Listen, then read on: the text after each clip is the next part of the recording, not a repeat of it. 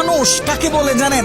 যে তার নিজের কলিজা ছেঁড়া কষ্ট ভাতের লোকমার সাথে প্রতিনিয়ত গিলে খায়, তাকে ছেলে মানুষ বলে। একটা ছেলে যখন বড় হয় সে তার নিজের বাবাকে গিয়ে এই কথাটা বলতে পারে না, বাবা আমি প্রচুর পরিমাণে ডিপ্রেশনে আছি, আমি অনেক সমস্যার ভিতরে আছি, আমার একটু তোমার সাপোর্টটা দরকার, কারণ তোমার ছেলের তুমি ছাড়া এত আপন তো আর কেউ নাই। বাবা তোমার ছেলের মাথায় একটু হাত বুলিয়ে দাও, সামান্য সময়ের জন্য হলেও তোমার ছেলেকে একটু বুকে টেনে নাও, তুমি যদি একটু আমাকে তোমার বুকে টেনে নাও তাহলে আমার কষ্ট অনেকটা কমে যাবে। ছেলেরা এই কথাগুলো কখনোই তাদের বাবাকে গিয়ে বলতে পারে না। ছেলেরা কখনো নিজের মাকে জড়িয়ে ধরে কান্না করতে পারে না, because people say boys don't Cry. ছেলেদের মুখে কান্না মানায় না, এ কারণে ছেলেরা নিজে কষ্টে পড়লে কাউকে একটু কান্না করেও বলতে পারে না। খুব খেয়াল করে দেখবেন, একটা ছেলে খাবার খাওয়ার আগে যে কখনো প্লেটটা ধুয়ে খাবার খায় নাই, এই ছেলেটাও নিজের সবটা দিয়ে চেষ্টা করে নিজের ফ্যামিলি, নিজের প্রিয় মানুষটার মুখে হাসি ফোটানোর জন্য। অনেক ছেলে দেশে পরিশ্রম করে, অনেক ছেলে প্রবাসে বছরের পর বছর নিজের ফ্যামিলি, নিজের প্রিয় মানুষের মুখে হাসি ফোটানোর জন্য পড়ে থাকে।